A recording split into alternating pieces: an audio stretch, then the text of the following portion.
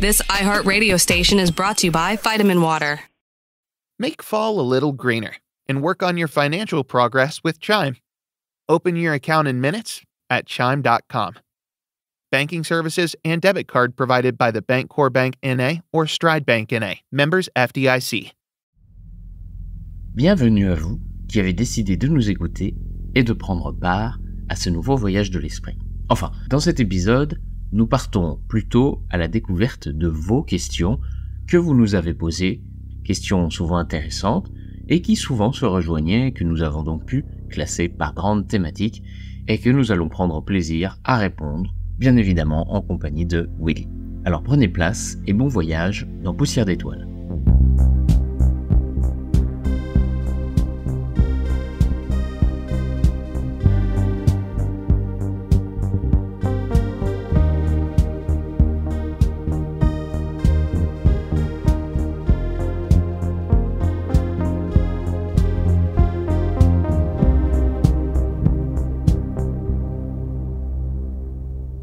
Comme nous vous l'avions promis, nous répondrons désormais à vos questions que vous nous avez envoyées durant les 2 derniers mois, auxquelles vous avez été nombreux à participer et dont certaines questions revenaient plus que d'autres, ce qui nous a permis de les synthétiser, de les regrouper par catégorie, si on peut dire, et en compagnie, bien évidemment, de Willy. Salut Willy. Bonjour à tous. Oui, on va essayer de répondre, mais bon, avec la certitude en science, c'est jamais vraiment très certain, mais bon, on peut amener des éléments qui permettent de comprendre un peu plus éventuellement, de répondre vous-même à vos propres questions. Alors, Willy, si tu veux bien, on va commencer avec la première question. Une question qui nous est revenue, je pense, le plus de fois. Et c'était sur une notion assez intrigante qui est l'expansion de l'univers. On va commencer par la première question, très vaste. Alors voici la question. L'expansion de l'univers, ça veut dire quoi? Est-ce que les galaxies s'éloignent de nous? Ça veut dire qu'elles vont disparaître de notre champ de vision? Et si oui, ça veut dire qu'il y a une limite à laquelle les astres ne sont plus visibles, car leur lumière n'arrive pas à attraper la vitesse d'expansion de la lumière? Comment se fait-il alors que même les atomes ne soient pas en expansion? On l'avait fait un petit peu dans nos podcasts. On peut essayer d'imaginer la surface d'un ballon de baudruche qui grossit. Alors par exemple, imaginez un ballon de baudruche légèrement gonflé et vous mettez 3 croix séparées, imaginons de 2 cm entre chaque point. Maintenant, imaginons que l'on gonfle le ballon. La surface va grandir. Ce qui fait que quand je suis sur le point A, je vais voir le point B subitement, elle se retrouvait au double, c'est-à-dire à 4 cm. Par contre, le point C, je le verrai à 8 cm. Donc, j'aurai l'impression qu'il est parti beaucoup plus vite de moi. Mais en réalité, si j'étais sur le point B ou le point C, ça serait exactement pareil. En fait, toutes les galaxies, il faut les imaginer immobiles. Et c'est en fait l'espace qui est entre les galaxies qui grossit. Tout s'éloigne de tout, on ne peut pas dire que tout s'éloigne de nous. Où que vous soyez quelque part dans l'univers, vous verriez la même chose. Tout s'éloignant de tout, tout le temps. Et la chose assez extraordinaire, c'est que quand c'est tout près, ça s'éloigne très lentement. Par contre, quand c'est très très loin, ça s'éloigne extrêmement vite. Voilà, cette question est vraiment très vaste. Et écoute Maxence, vas-y, on t'écoute. Effectivement, l'univers est en expansion, comme on l'a dit dans de nombreux épisodes. Et cette expansion est assez puissante, ou en tout cas, plus la distance est grande, plus cet effet se fait ressentir. Comme l'a dit Willy, et tu vas sans doute le redire, mais ce n'est pas une vitesse à laquelle se déplacent les objets, mais une vitesse d'expansion de l'univers lui-même. Alors Willy, si tu peux redonner un petit peu l'ordre de grandeur peut-être de cette expansion. Ah, oui, alors l'ordre de grandeur, c'est donné par cette espèce de constante qu'on appelle la constante de Hubble. C'est cette constante de Hubble qui permet de déterminer la vitesse d'éloignement. Alors, on dit à peu près, grosso modo, 70 km par seconde par mégaparsec. Un parsec, c'est à peu près 3 années-lumière. Un mégaparsec, c'est 1 million d'années-lumière. Ça veut dire que un objet qui se situe à 3 millions d'années-lumière de la Terre, ou disons à 1 parsec, sa vitesse d'éloignement est de 70 km à la seconde. Si l'objet est à 10 parsecs ou 100, voire 1000 parsecs, vous voyez que la vitesse va de plus en plus vite. Si j'essaie de regarder ce qui se passe à ne serait-ce que 1 parsec, ou alors à 1/10 de parsec, ou à 1/100 de parsec, 1 million de kilomètres, ou à 10 km, ou à 1 mètre, je vais m'apercevoir que l'espace grossit, mais je ne le verrai grossir qu'à une toute petite vitesse, Et même à la limite, si je peux aller jusqu'à la limite, c'est-à-dire si j'essaie d'imaginer l'espace qui existe dans un atome, l'atome d'hydrogène, il est entièrement vide, il y a un noyau, et puis très loin, il y a un électron, et au milieu, il y a du vide, c'est-à-dire il y a de l'espace. Et bien cet espace est en train de grandir, mais il grandit à une vitesse infiniment petite, qui n'est même pas mesurable. Voilà, c'est un drôle de truc, la façon dont l'univers grossit.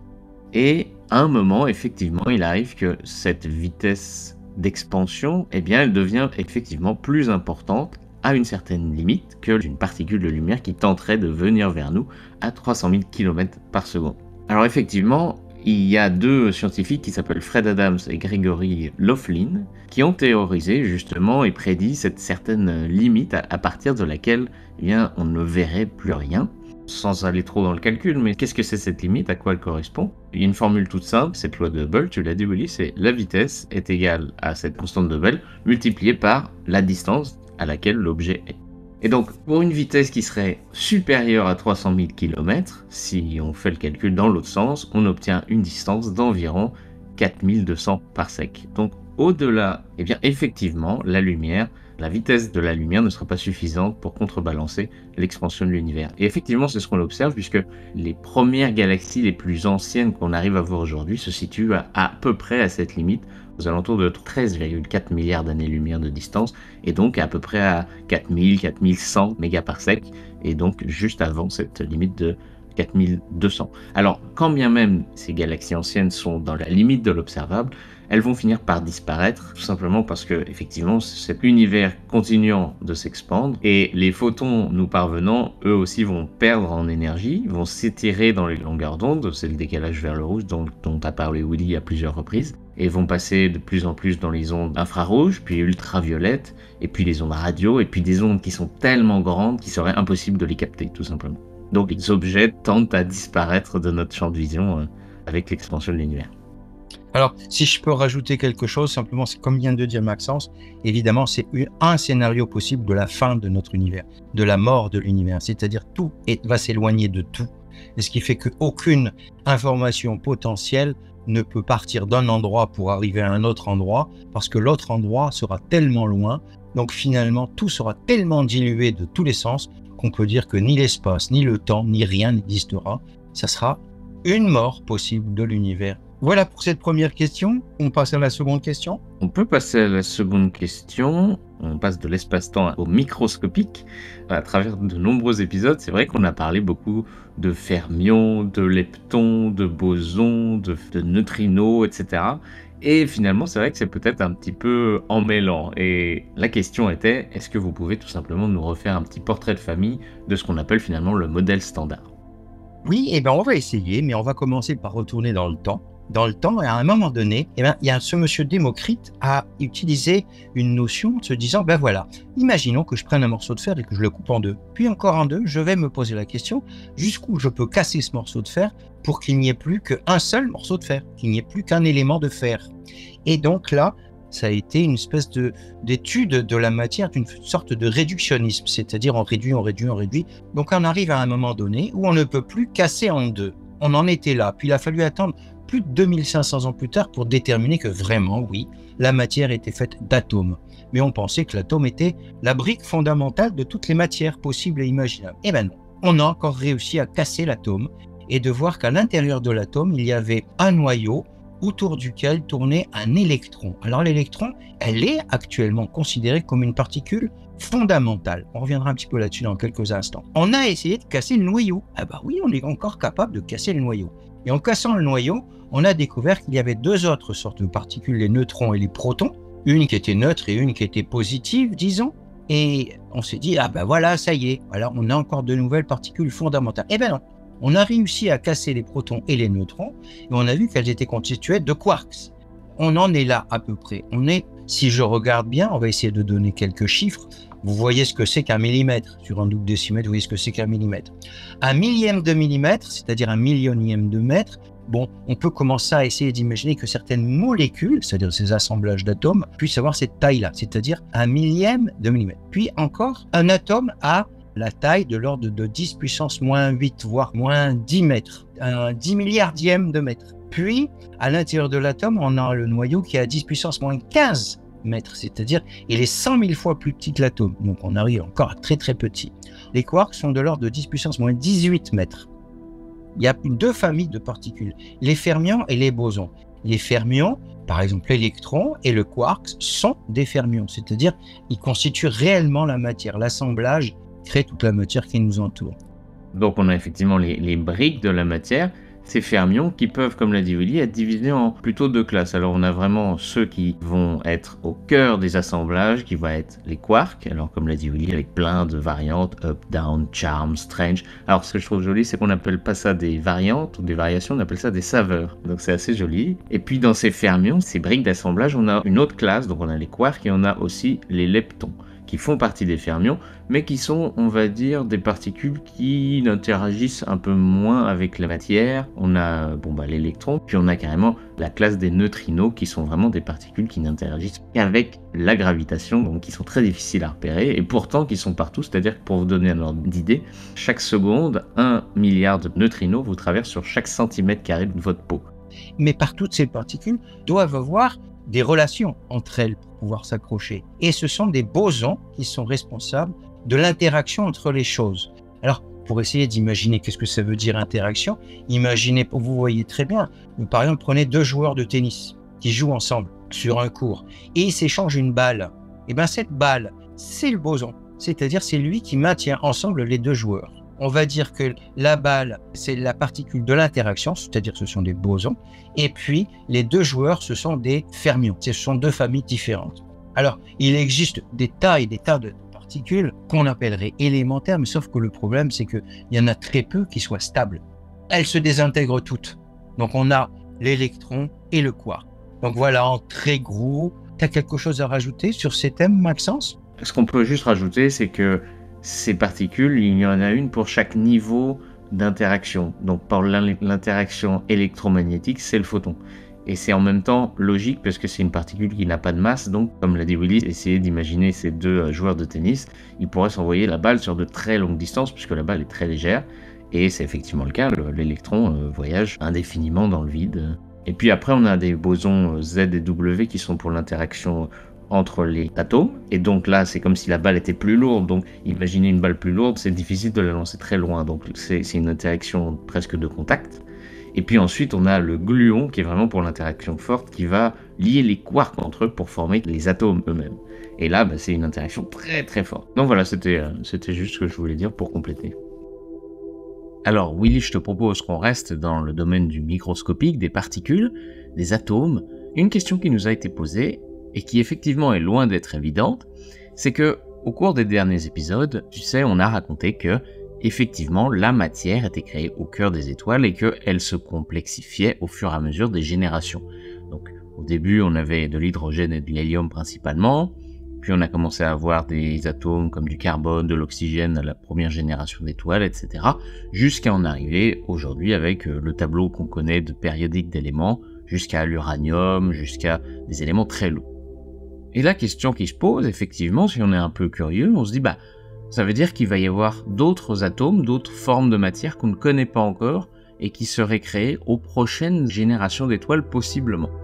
C'est une bonne intuition, mais non. On va vous dire pourquoi. Tout simplement, il faut savoir que ce qu'on n'a pas précisé, c'est que toute la matière ne se crée pas au cœur des étoiles. En fait, dans les conditions de pression et de température, au cœur d'une étoile, ne peuvent se créer des atomes plus complexes que le fer. C'est ce qu'on appelle le cycle du fer. Donc, au-delà de cet élément, tous les éléments plus lourds ne sont pas nés au cœur des étoiles. Car pour les créer, il faudrait des conditions encore plus fortes de pression et encore plus fortes de température, ce qui serait impossible puisque ça romprait l'équilibre entre pression et gravitation et l'étoile s'effondrerait sur elle-même. Mais alors, d'où viennent ces autres éléments ? Eh bien, ils viennent d'environnements encore plus cataclysmiques qui permettent de dépasser, et de beaucoup, ces conditions de pression et température. C'est le cas par exemple lors de l'explosion d'une étoile, de la formation d'une supernova. On a d'énormes quantités d'énergie, de pression qui sont libérées des couches de l'étoile, et c'est dans ces moments-là que se créent d'autres éléments supérieurs. On a aussi dans les étoiles à neutrons, ou dans des collisions d'étoiles à neutrons. Et c'est dans ces moments-là particuliers où effectivement de la matière plus complexe, plus lourde, de l'or jusqu'à l'iridium, à l'uranium, etc., etc. Donc il peut y avoir des générations successives d'étoiles, quoi qu'il en soit, on n'arrivera jamais à créer plus que du fer dans les étoiles. Mais alors, est-ce que si des étoiles qui contiennent un petit peu d'uranium en leur sein, puisqu'elles s'enrichissent elles aussi au fur et à mesure des générations de composés complexes, est-ce que lors d'une collision entre deux étoiles, il ne pourrait pas y avoir création d'une nouvelle matière? Là encore non. Et là, ce n'est pas une question de pression ou de température permise, c'est tout simplement une question qu'il y a un certain stade de complexification de la matière, au-delà duquel les protons, les neutrons, les électrons n'aiment pas être. Et on le voit très bien, même sur notre Terre, avec les éléments radioactifs. En fait, les éléments radioactifs, dans la plupart des cas, ce sont des éléments qui sont des éléments assez complexes, qui ont un gros nucléus, comme on dit, un gros noyau, composé de beaucoup d'atomes, de dizaines, de centaines de protons. Comme leur nom l'indique, ce sont des éléments radioactifs. Et quand ils sont radioactifs, qu'est-ce que ça signifie? C'est qu'ils ont tendance à se désintégrer avec un noyau plus petit. Parce que justement, cet agencement de la matière est possible, mais est instable. Et les scientifiques d'ailleurs ont créé d'autres sortes d'éléments en laboratoire, dans des conditions de pression, de température très définies, pour aller au-delà justement de ce que la matière nous permet dans l'univers. Et les résultats étaient effectivement tellement instables qu'elles n'existent que de l'ordre de quelques millièmes, centièmes de seconde. Voilà pourquoi donc, en résumé, sur le papier, cette idée d'avoir de la matière qui s'enrichit toujours plus est intuitivement bonne, mais par les contraintes tout simplement des lois physiques, ce n'est pas possible et donc on a atteint le maximum en termes d'atomes. Willy, c'est à toi, je te laisse la prochaine question.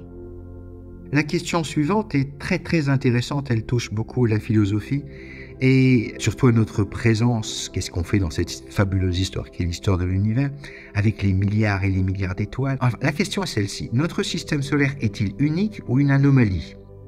Il n'y a pour l'instant pas de présence de super-Terre, il y a beaucoup de planètes gazeuses en périphérie d'étoiles, est-ce qu'il y a des ceintures d'astéroïdes, etc., etc. Voilà la question. Alors, il est évident que la première partie, notre système solaire est-il unique ou est-ce une anomalie? Non, il n'est pas du tout unique. Au contraire, on a découvert des milliers de systèmes solaires, c'est-à-dire une étoile avec autour des planètes, voire 2 étoiles, ou des systèmes triples d'étoiles avec des planètes autour. Ça a l'air d'être une généralité. Et par contre, pour l'instant, nous n'avons pas trouvé de super-Terre. Il y a beaucoup de planètes gazeuses, oui. Il y en a tellement qu'on découvrira sans doute. Bon, effectivement, notre planète est quand même assez spéciale, hein, on peut le dire. Ne serait-ce qu'avec l'éclipse qu'on a vue il n'y a pas longtemps, si vous avez eu la chance de la voir. Et on se dit effectivement quelle chance, quelle particularité on a d'être une planète qui dispose d'une lune si grosse comparée à sa taille, ce qui est totalement singulier. Mars a des petits astéroïdes, Mercure, Vénus n'ont pas de satellites. C'est vraiment une chance incroyable, des circonstances quasi exceptionnelles, et qu'en plus de ça, cette lune soit à la bonne distance pour qu'elle ait exactement la taille apparente du Soleil, parce que ça n'a pas toujours été le cas, la lune était plus près avant. Donc au moment où nous existons et que nous sommes conscients et que nous pouvons admirer ce spectacle, c'est une chance inouïe, et ça nous montre encore une fois que notre système, bien que par certains aspects similaires, est quand même très singulier. Mais le fond de cette question est plus intéressante au niveau de l'apparition de la vie. La question, c'est de savoir, est-ce que nous sommes seuls dans cette histoire? Est-ce qu'il existe une planète, une seule et unique planète dans cet immense univers composé de milliards et de milliards et de milliards d'étoiles, donc de planètes, etc. Et cette question se pose, même si apparemment il semblerait qu'il n'y aurait aucune raison pour qu'on soit seul, eh bien, il existe une formule qu'on appelle la formule de Drake qui permet d'essayer de regrouper le nombre de caractéristiques pour que le complexe puisse apparaître. Alors, pas trop près, pas trop loin du Soleil, de l'eau, d'autres matières, enfin bon, bref. Et là, on découvre qu'avec cette formule, le résultat est très, très, très, très, très petit. C'est-à-dire que l'apparition de planètes, des planètes où il y aurait du complexe et de la vie, le résultat semblerait infiniment petit. Alors de là à imaginer qu'on serait totalement seul dans cette histoire, c'est terriblement troublant et c'est même peut-être effrayant, je ne sais pas. En attendant, il existe 3 sortes d'approches. L'approche la plus simple, c'est l'approche religieuse, c'est-à-dire que l'homme est le but de l'univers. La deuxième solution, c'est que l'homme est tout simplement un maillon dans une chaîne qui va du plus simple vers le plus complexe. Donc on est de passage, c'est-à-dire qu'il y aurait plus tard du plus complexe, peut-être ici ou ailleurs. Et la troisième solution, c'est que oui, peut-être qu'on serait tout simplement une erreur due au hasard. Alors Willy, là c'est une question à laquelle tu étais sceptique et j'ai fait mes recherches. Alors je pose tout de suite la question. C'est une question qui, là encore, a une intuition qui est intéressante, une file de pensée intéressante. C'est de se dire, bon, on sait que l'univers était à plusieurs milliards de degrés au temps du Big Bang. Et aujourd'hui, elle est de moins de 173 degrés, pratiquement le zéro absolu.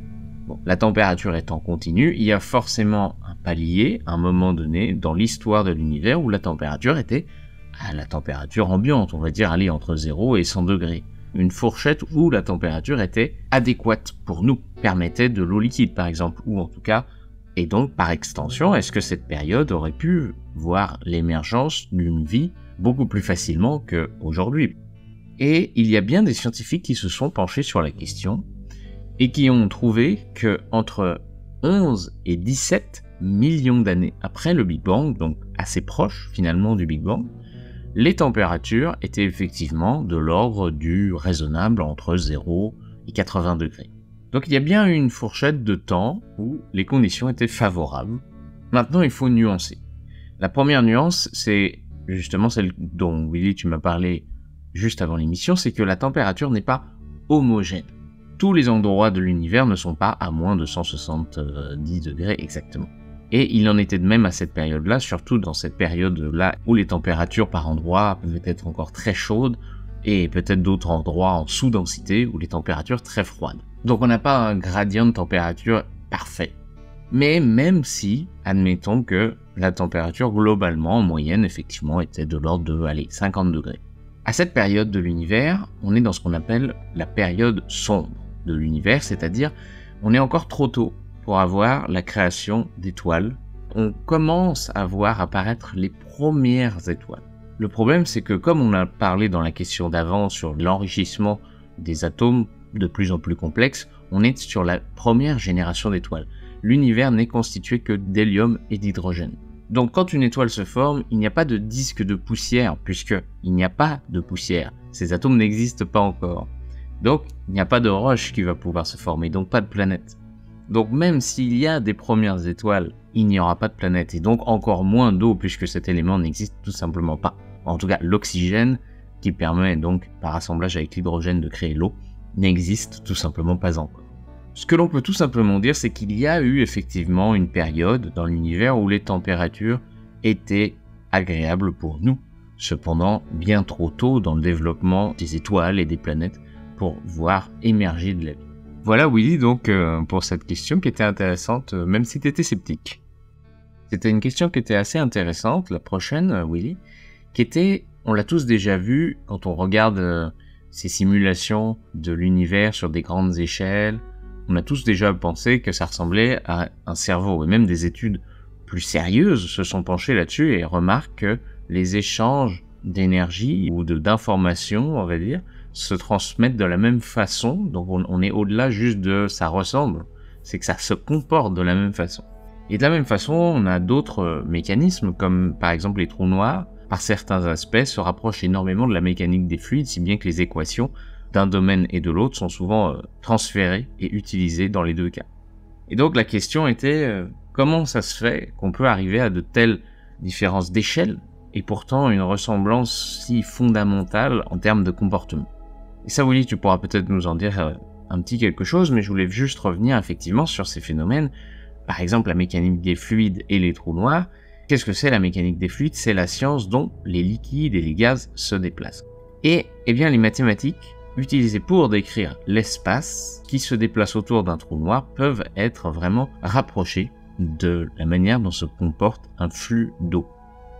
C'est un domaine très complexe où on parle d'équations, de Navier-Stokes, d'espace holographique, mais si on veut ramener ça à un niveau très visuel, si vous avez un tuyau d'arrosage, vous l'avez tous déjà fait pour arroser vos plantes ou votre jardin, vous avez le débit qui sort du tuyau et si vous mettez votre pouce dedans, l'eau va sortir et va se comporter de manière différente.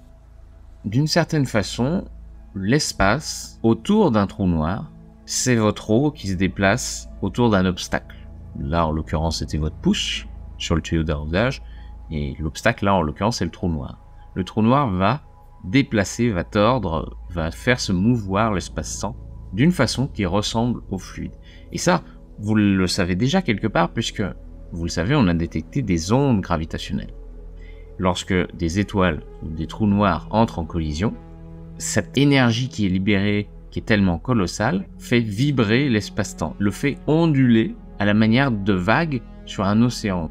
Et donc ça va d'une certaine mesure si loin que lorsqu'on étudie par exemple l'horizon d'un trou noir, il peut être étudié en termes d'équations de mécanique des fluides, si bien qu'on peut lui attribuer des données qui ne sont d'instinct pas du tout en rapport avec les trous noirs. Donc c'est-à-dire qu'on lui donne un volume, une masse volumique, une pression, tout ce qui est en rapport avec normalement un gaz ou un liquide. Alors c'est pas vrai en pratique, mais c'est une base théorique qui permet de simplifier ou qui permet une base de calcul. Quant au comment, eh bien c'est tout simplement parce que, Willy, tu pourras nous en dire plus, mais ce sont des processus qui sont finalement liés aux mêmes lois fondamentales. Il n'y a pas 36 000 lois, il y en a 5. La gravitation, la force nucléaire forte, la force nucléaire faible et l'électromagnétisme, qui peuvent en plus être regroupés dans des théories plus globales qui sont théories des champs, etc. En fait, tous ces phénomènes sont régis par un autre domaine scientifique qui est extrêmement étudié aussi, qui sont les principes d'auto-organisation, c'est-à-dire que la matière va de manière spontanée s'organiser, se complexifier. Et elle se complexifie, s'organise de manière similaire, tout simplement parce que les lois qui les régissent, eh bien, s'appliquent à travers différentes échelles, du plus petite particule aux plus grandes structures de l'univers de façon identique. Et je dirais pour terminer, quant au pourquoi, on a défini comment ça se fait, mais pourquoi finalement? Pourquoi? Eh bien ça, on le sait pas vraiment. C'est la magie de notre univers, et on pourrait terminer sur une citation de François Cheng, qui est un poète et qui dit dans les 5 méditations sur la beauté, « Pour peu qu'on y songe, on ne manque pas d'être frappé d'étonnement, l'univers n'est pas obligé d'être beau, et pourtant il est. » Voilà.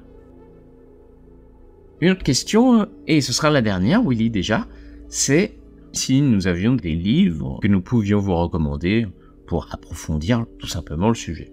Alors il faut dire que, aussi peu original soit-il, la NASA, le CERN a aussi des très bons contenus. Il y a beaucoup de vulgarisation aussi sur YouTube qui peuvent être intéressantes. Un scientifique qui fait un énorme travail, c'est Julien Bobroff, qui était à la base physicien sur les supraconducteurs et qui maintenant a d'ailleurs un site qui s'appelle vulgarisation.fr pour justement vulgariser la science fondamentale, l'enseigner que ce soit au collège, lycée, et ils ont aussi des ressources très intéressantes sur leur site, notamment des vidéos explicatives sur la physique quantique qui sont extrêmement visuelles, très compréhensibles pour des non-initiés. Et après, je vous conseillerais plusieurs choses. Alors, il y a les livres de Jean-Pierre Luminet, qui est un physicien et qui plus est français. Il est quand même notamment connu parce que c'était lui qui a fait la première image simulation informatique d'un trou noir. Et donc il a fait des livres comme par exemple L'écume de l'espace-temps, dans lequel je vous en avais déjà parlé, qui parle justement de gravitation quantique à boucle, de cette mousse d'espace-temps. Il y a un autre livre qui est intéressant qui s'appelle Les histoires extraordinaires et insolites d'astronomes, si vous avez envie de connaître l'histoire de ces sciences. On a aussi un autre grand physicien italien, celui-ci cette fois qui s'appelle Carlo Rovelli, qui a fait des livres très intéressants, dont les derniers qui sont parmi les plus connus. Je vous conseillerais peut-être Par-delà le visible, et puis L'ordre du temps. Et puis, si vous voulez quelque chose qui est un peu dans l'ordre de ce qu'on fait, qui mêle un peu philosophie, poésie et science, eh bien je vous conseille, j'espère que je n'écorche pas son nom, Trinh Xuan Tuan, et qui est spécialiste dans l'astronomie extragalactique. Et donc je dirais que il met en perspective intéressante notre place dans notre univers, et c'est donc toujours intéressant. Je vous lis un peu les titres de ces œuvres, juste pour que vous saisissiez un petit peu du côté poétique de ces œuvres littéraires. L'infini dans la paume de la main, Les voies de la lumière physique et métaphysique de la lumière et des ténèbres, Le cosmos et le lotus, Monde d'ailleurs, si vous voulez justement poursuivre dans les épisodes qu'on a fait sur la recherche de vie, ou encore son dernier roman, Une nuit. Et puis encore un français que moi j'apprécie particulièrement, qui s'appelle David Elbaz. Vous m'avez sans doute déjà entendu peut-être le citer dans certains épisodes, qui est tout simplement le directeur de recherche aux commissions de l'énergie atomique à Paris-Saclay. Et je vous conseillerais ces 3 derniers livres, qui sont À la recherche de l'univers invisible, La plus belle ruse de la lumière, et enfin le dernier, les 10 001 nuits de l'univers.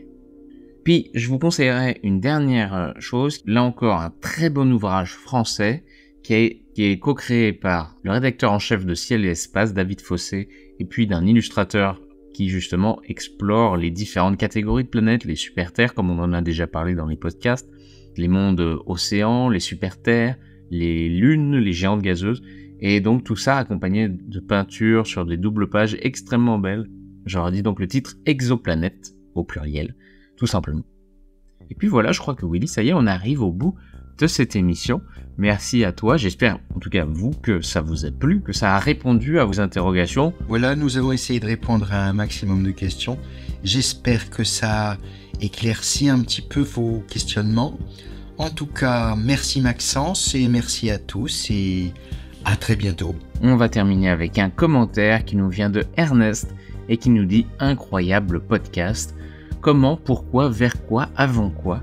Autant de questions traitées avec intelligence, en nous expliquant sans nous considérer comme les ignorants que nous sommes. 1000 fois merci et passionnant. Eh bien merci beaucoup, on essaye autant que faire se peut de ne pas vous considérer, comme vous le dites, comme des ignorants. Et vous avez les capacités de comprendre des choses complexes. On y va, on parle de théorie de relativité générale, on parle de physique quantique, on essaye d'expliquer les mécanismes même les plus complexes, même les plus sinueux. Et en tout cas, on espère que ça vous plaît, et ça a l'air de vous plaire, et on va continuer de le faire.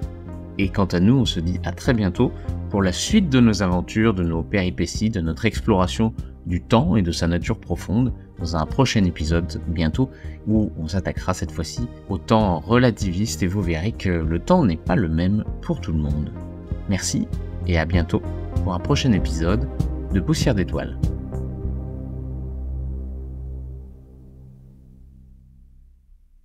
This iHeartRadio station is brought to you by Vitamin Water.